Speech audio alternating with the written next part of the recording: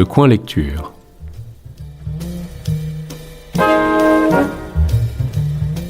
Présenté par Emmanuel Dufour.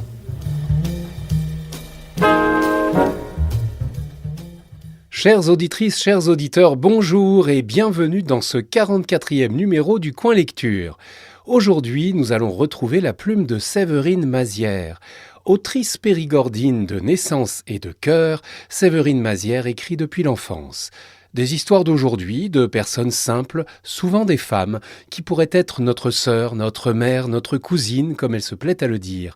Après avoir publié plusieurs recueils de nouvelles, dont certaines ont été primées, elle s'est lancée dans l'écriture d'un premier roman, Épigone, thriller sorti en 2024 qui a connu un franc succès. Les chapitres que je vais vous lire aujourd'hui sont extraits de Rémanence, le deuxième roman de Séverine Mazières, dont l'encre est à peine sèche puisqu'il est paru le 18 juin 2026. On y retrouve entre autres Émile Briac, le protagoniste principal d'Épigone. Bonne écoute.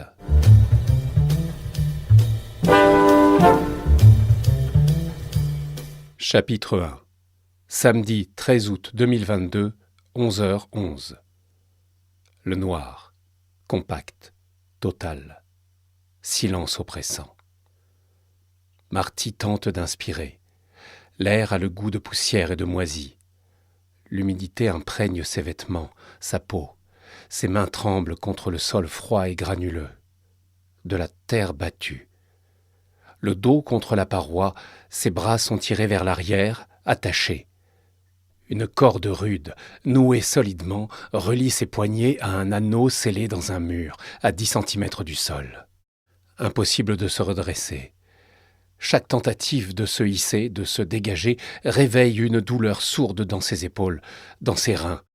Il ne reste qu'une position, assise, jambes repliées, dos voûté. Moins pénible que les autres, mais à peine. Combien de temps s'est écoulé ? Quelques heures ? Un jour, plus.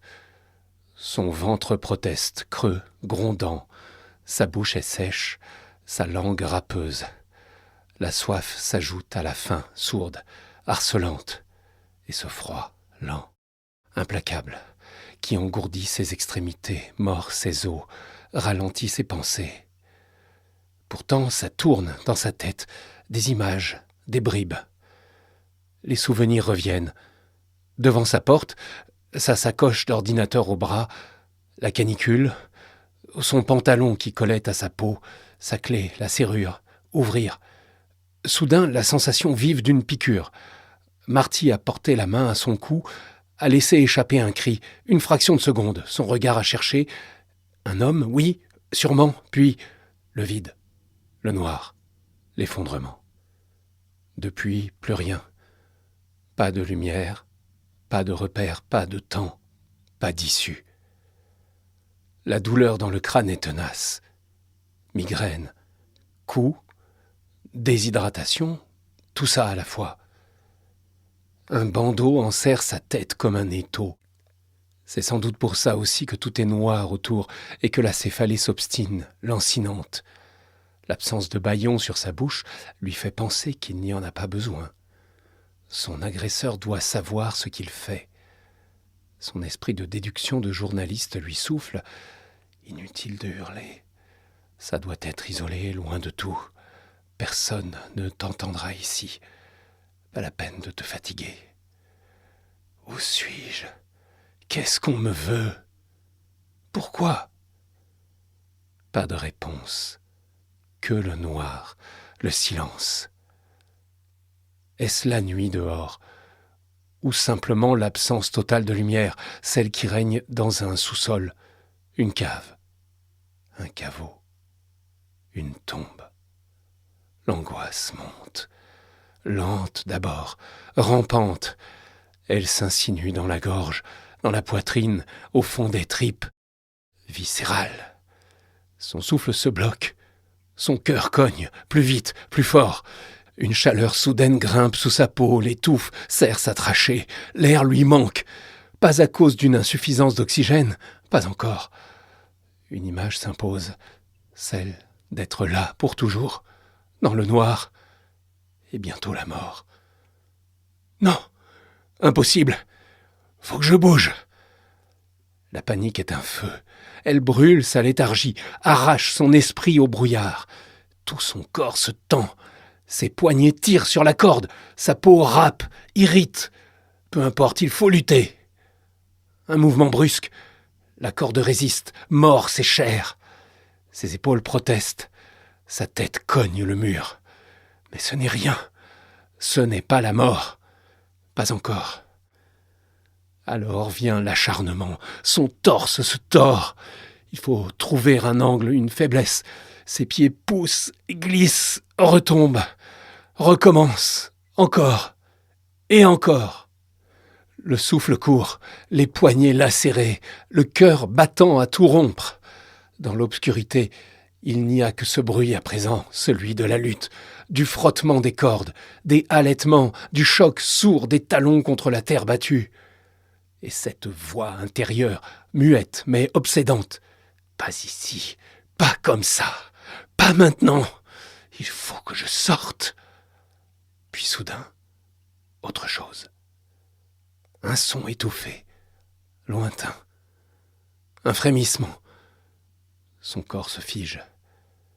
Quelque chose bouge au-dessus. Des pas. Un raclement. Impossible à dire.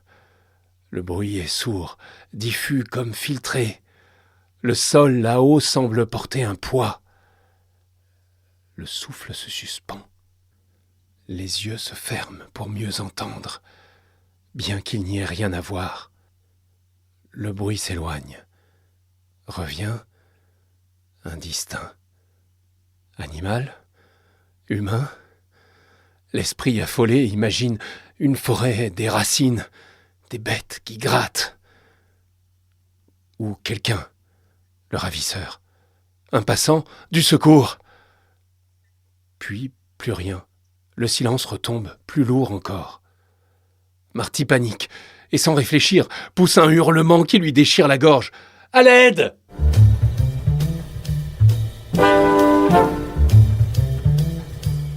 Chapitre 2. Vendredi 12 août 2022, 14h58. Émile éteignit son moteur devant le garage de la maison de Marty, au 84 rue des Prés, juste au bord de la voie verte et de l'île. En sortant de son véhicule, le souffle lui manqua. Une sensation étouffante comme quand on ouvre la porte d'un four. L'air était lourd, saturé de chaleur et de l'odeur de la renouée qui envahissait le poteau électrique de l'autre côté de la ruelle. Il vérifia l'adresse une nouvelle fois. C'était bien ici. Depuis 3 mois qu'ils travaillaient ensemble sur le projet de Marty, il se retrouvait plutôt chez lui ou dans une petite salle du journal. Cette fois, le message avait été insistant. « C'est urgent, j'ai une nouvelle piste pour mon livre », disait le texto reçu la veille, à midi pile. Le rendez-vous avait été fixé au lendemain, à 15h. Émile n'avait pas posé de questions. Avec Marty, il savait que si c'était urgent, alors c'était aussi important. Tout son planning passait dans la matrice d'Eisenhower. Pas de place pour le futile. Il fallait accomplir ou éliminer. Si l'on pouvait planifier ou déléguer des tâches, cela voulait dire que c'était des besognes sans réel intérêt. Émile ouvrit le portillon et s'avança jusqu'à l'entrée sur l'allée gravillonnée. De part et d'autre, des herbes folles, grillées par le soleil, envahissaient le jardinet. Des roses trémières tentaient de résister, dressant leurs tiges fragiles, du rose pâle au fuchsia éclatant. L'image lui rappela un souvenir plus tendre. Saint-Clément-des-Baleines, l'été précédent, les façades blanches, les volets verts, les rues bordées de ses fleurs. Ses vacances avec Cécile, calmes, rares, arrachées à une vie longtemps rythmée par les urgences du commissariat. La douce sensation s'effaça aussitôt. La porte d'entrée était entr'ouverte. Émile s'arrêta net. Une crispation familière remonta le long de sa nuque. Un réflexe ancien, impossible à désapprendre, même après 5 ans et demi de retraite. Il fronça les sourcils. Peut-être était-il attendu. Il frappa, par habitude. puis martela un peu plus fort. « Marty !» appela-t-il. Aucune réponse. Il passa la tête dans l'entrebâillement. « Marty, tu es là ?» Rien. Il poussa la porte pour entrer tout de go. Il ôta ses lunettes de soleil, qu'il plia et glissa dans l'encolure de sa chemisette, et resta bouche bée. La pièce principale ressemblait à un véritable chaos. Des dossiers gisaient au sol, d'autres s'entassaient sur une table trop petite pour contenir tout ce désordre. Des papiers étaient éparpillés jusque sur le bar qui séparait le salon de la cuisine.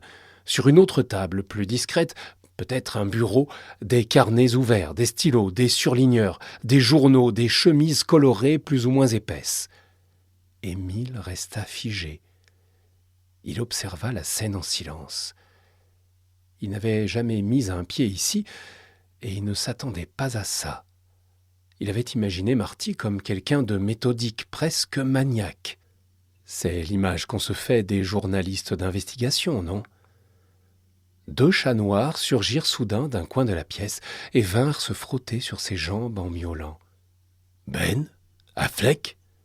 souffla-t-il, se souvenant des noms des 2 Bombay. Des ronronnements satisfaits lui firent sentir qu'il ne s'était pas trompé. Marty lui avait souvent parlé de ses chats, ses enfants. Une pensée s'imposa alors dans son esprit. On ne laisse pas la porte ouverte avec ses enfants seuls à l'intérieur, si ? Un frisson parcourut son échine.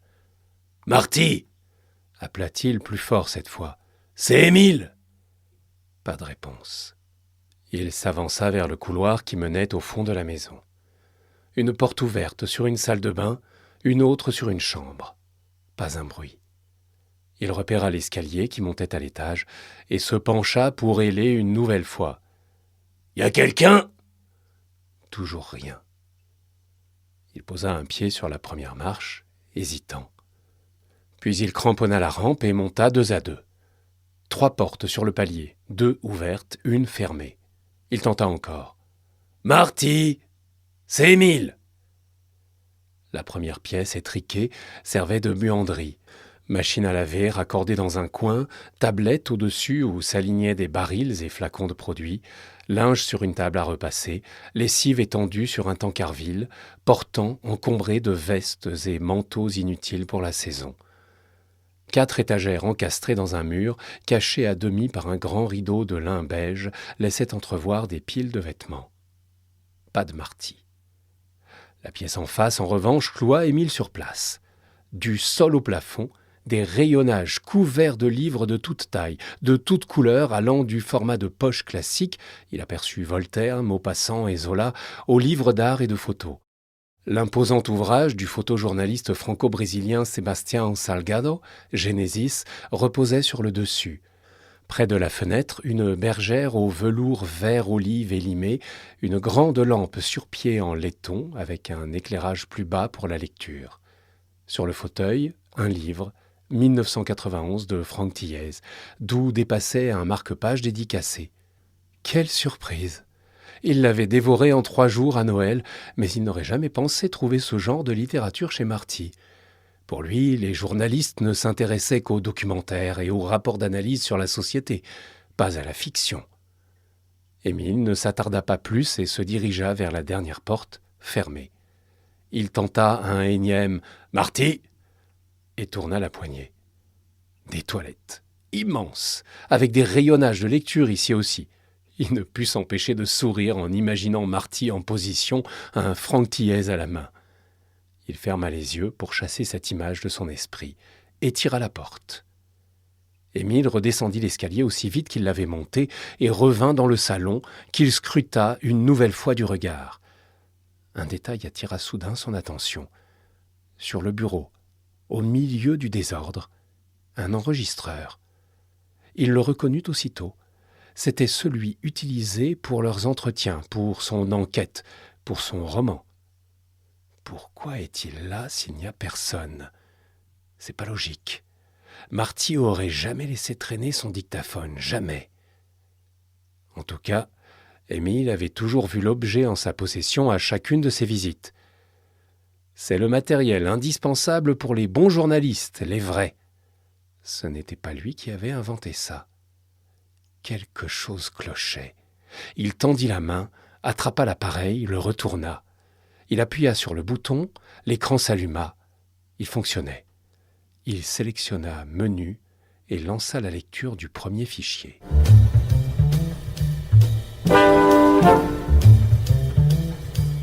Chapitre 3. Dimanche 22 mai 2022, 14h27. Enregistrement 1, Émile Briac. Je pose l'enregistreur ici et je vous écoute. Ok. Bon, déjà, je vais te tutoyer si ça t'ennuie pas. Pas de problème, si c'est ce qui vous convient. Je pourrais être ton père. Tu peux me tutoyer toi aussi si tu veux. Vous me pardonnerez, je ne suis pas très à l'aise avec l'exercice, mais ça viendra peut-être, j'essaierai. Comme tu veux. Alors, j'ai passé le concours de flic en 1974. J'ai été muté en Dordogne. J'avais 21 ans en 1976. Voilà. Tu voulais que je te raconte quoi? J'ai envie de connaître un peu plus l'homme qui a croisé la route de ma mère quand elle était petite. Pas de stress, je ne publierai rien que vous n'ayez relu et validé. Je vous l'ai dit et je vous le répète au cas où. Tout ce qui se dit ici reste entre nous. Je ne suis pas journaliste aujourd'hui, je suis juste Marty. On pourrait commencer par le début, si ça peut vous aider à retrouver vos souvenirs, pour restituer le contexte. Comment vous vous appelez, quand et où vous êtes né, où vous avez vécu, comment vous êtes devenu policier, est-ce que vous aviez des policiers dans votre entourage, ce genre de truc, pour savoir un peu qui vous êtes. Je ne l'utiliserai pas dans mon livre, c'est juste pour comprendre comment et pourquoi vous avez aidé ma mère et sa sœur. Ouais. Je vois pas ce que ça va t'apporter, mais si tu veux. Bon. Selon l'état civil, je m'appelle Émile Henri Briac. Je suis né le dimanche 11 décembre 1955 à Aigurande, en Corrèze. Je suis le 3e fils de Marguerite Briac, née Magoubert. Je crois qu'elle a aussi eu une fille avant moi, mais on parlait pas de ces choses-là. Son mari, Henri Briac, est mort sur le chantier du barrage de Bort-les-Orgues en 1949 ou 1950, je sais plus. Ils habitaient Port-Dieu, un village qui a été englouti en 1951 quand le barrage a été mis en eau. Son mari a été exhumé et réenterré à Confolens-Port-Dieu, dans le nouveau cimetière. Maman a alors été relogée avec ses 2 premiers enfants dans une maison à Merline. Mon père était un vieux garçon, garde-barrière à Aigurande. Il s'appelait Alain-Émile Chassagne. Ma mère a repris son poste au passage à niveau en 1957 quand il est mort. Il s'est endormi après son café du midi sur le coin de la table et il ne s'est jamais réveillé. Il avait 55 ans. Maman en avait 44 et moi 2. Mes frères Jean et Clément avaient déjà 18 et 20 ans. Je ne les ai pas beaucoup fréquentés, je ne me souviens pas trop d'eux. Je les ai revus pour l'enterrement de maman en 1987 à Aigurande. Et c'est tout. Tu vois, pas de flic dans mon entourage. Qu'est-ce que tu veux savoir d'autre? Tout ce que vous avez envie de me dire. Pour moi, les liens familiaux, c'est un peu un trou noir. Mon père est parti depuis longtemps. Je n'ai pas grandi avec des grands-parents, il ne me restait que ma mère. Alors je m'intéresse aux gens. Pas aux dates, pas aux lignes bien rangées. Je ne cherche pas une fiche Wikipédia bien propre. Je cherche ce qu'il y a derrière. Ce qui ne s'écrit pas toujours. Et que je n'écrirai pas, je vous le redis encore. Bref, parlez-moi de l'école, des gens que vous fréquentiez, de ce qui comptait pour vous. Y a pas grand-chose à dire. Rien d'extraordinaire. Comme tous les gamins du coin, à 5 ans, je suis allé à la communale de la gare, à Merline. C'était en janvier 1961. J'aimais pas l'école. On était mélangés avec des plus vieux dans 2 classes. J'étais le plus jeune, et en plus, j'étais pas bien grand, plutôt rachitique. On mangeait pas trop à notre faim à la maison, même si on se débrouillait.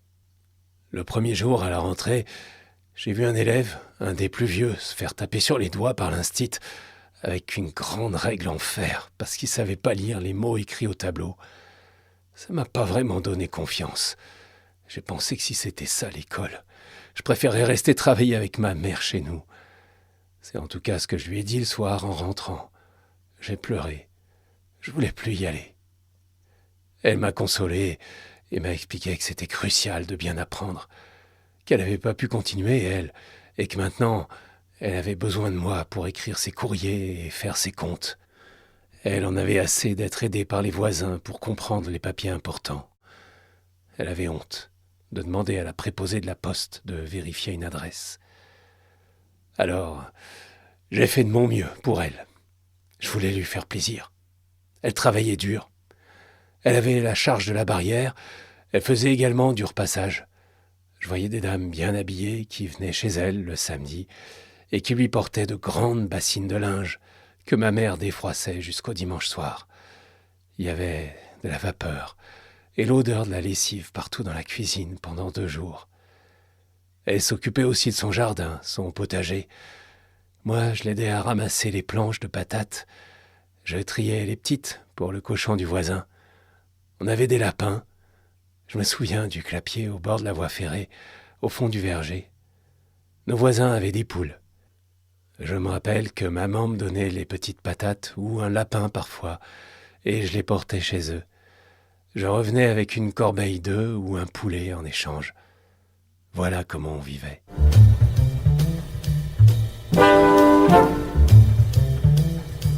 Vous venez d'entendre les 3 premiers chapitres de Rémanence, le nouveau thriller de Séverine Mazières aux éditions Alter Real. Vous pouvez vous procurer Rémanence ainsi qu'Épigone, le premier roman de cette autrice, dans toutes les librairies physiques et en ligne. Ces recueils de nouvelles Entre gris clair et gris foncé et 100 000 broutilles sont quant à eux disponibles sur Amazon. Voilà, c'est tout pour aujourd'hui. Merci de votre écoute et à la prochaine fois.